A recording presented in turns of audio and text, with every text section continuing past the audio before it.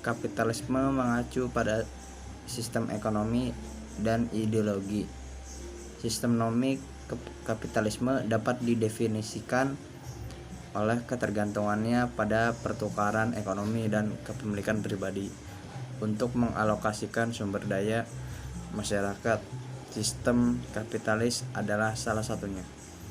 Pada tanggal 14 April 2007, Mahkamah Agung Amerika Serikat memutuskan bahwa Undang-Undang Pelarangan Aborsi kelahiran sebagian tahun 2003. Kapitalisme seperti liberalisme dan konservatisme bukanlah ideologi yang lengkap. Itu tidak berisi pandangan eksplisit tentang sejarah,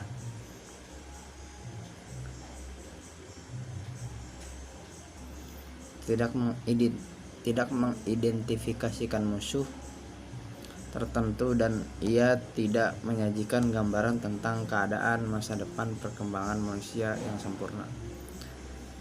Beberapa pemikir kapitalis tentunya memiliki pandangan tentang hal-hal tersebut, tetapi posisi mereka tidak hakiki dengan pemikiran kapitalis. Namun demikian, kapitalisme adalah ideologi yang kuat, ideologi yang dapat memberikan pengaruh yang cukup besar pada gerakan politik dan pembuatan kebijakan. Elemen ideologi kapitalis. Dalam elemen ideologi kapitalis terdapat dua elemen yang diidentifikasi dalam ideologi kapitalis. Pertama, kapitalisme menempatkan penekanan berat pada individualisme, sedangkan sosialis fokus pada nilai-nilai kebutuhan. Mereka yang tertarik pada kapitalisme cenderung menekankan pencapaian individu dan bakat serta bidang kehidupan pribadi. Para pendukung sosiologi kapitalis biasanya percaya bahwa kebaikan umum paling baik dilayani ketika setiap individu mencari ekonominya, kepentingannya pribadi. Adam Smith menyatakan ide ini pada tahun 1776. Terlihat untuk mempromosikan tujuan yang bukan bagian dari dirinya, niat dengan mengejar kepentingannya sendiri. Ia sering mempromosikan kepentingan masyarakat lebih efektif dengan saat dia benar-benar bermaksud untuk mempromosikannya. Implikasi kebijakan ideologi kapitalis. Dalam pengaturan ini, kontraktor swasta yang mengajukan penawaran dengan kualifikasi terendah layanan yang sebelumnya diberikan oleh pegawai publik.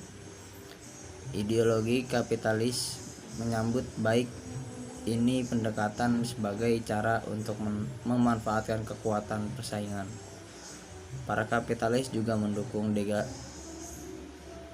deregulasi. Ketidakpercayaan terhadap keputusan di sebagian besar segera industri pengambilan keputusan telah menghasilkan kerangka regulasi yang ekstensif yang membatasi keputusan penetapan harga dan memerlukan tindakan pengamanan bagi pekerja, konsumen, dan lingkungan. Ideologi kapitalis mendukung penghapusan banyak peraturan semacam itu. Keduanya karena kapitalis ingin mengandalkan pilihan individu sebagai cara untuk menjaga harga rendah dan kualitas produk tinggi, dan karena mereka tidak mempercayai kekuasaan pemerintah. Kritik pemikir Kapitalis ragu bahwa kekuatan pasar bebas akan mendorong perusahaan swasta untuk melakukannya, mengontrol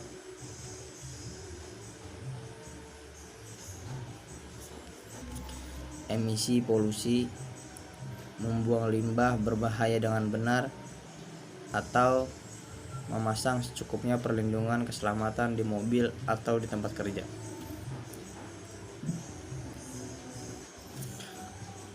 Marxisme.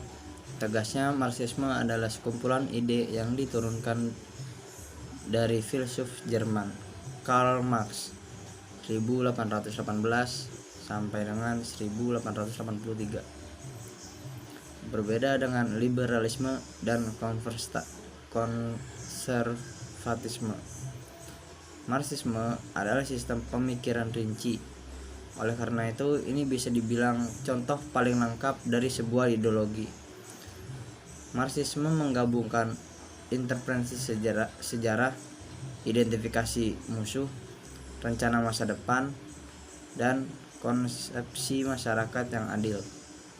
Marx yakin itu segala sesuatu yang penting dalam masyarakat, bahkan cara berpikir orang, dapat dipertanggungjawabkan dampak perjuangan kelas, bukan kesadaran laki-laki yang menentukan mereka eksistensi, tetapi sebaliknya, keberadaan sosial mereka menentukan kesadaran mereka.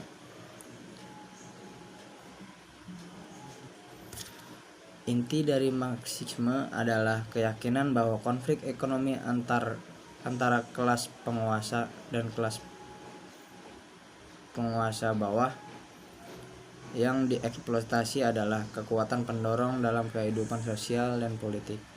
Unsur-unsur definisi ini membutuhkan beberapa elaborasi.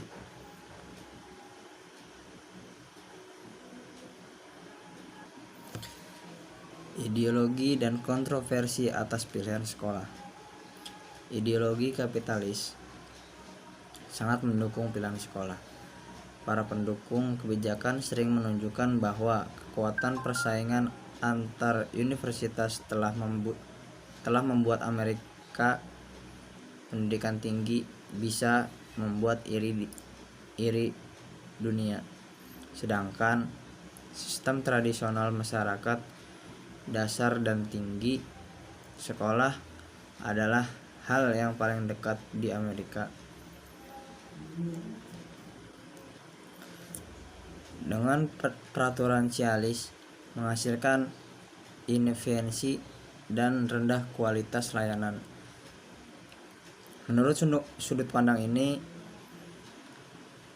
ketika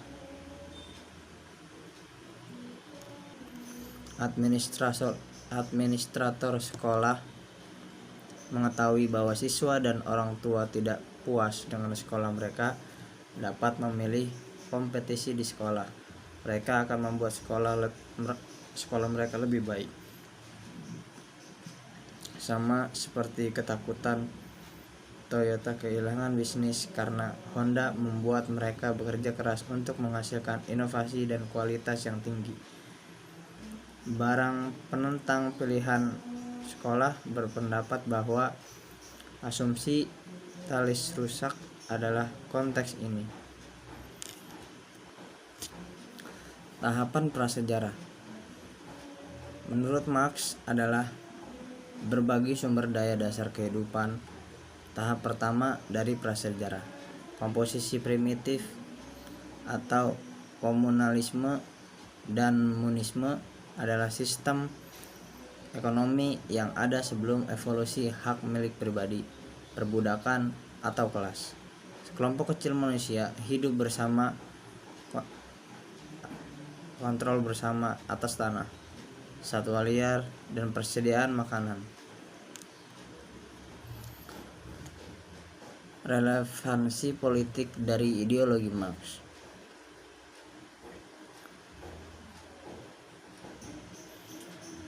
Sistem komunis berbagi setidaknya dua karakter,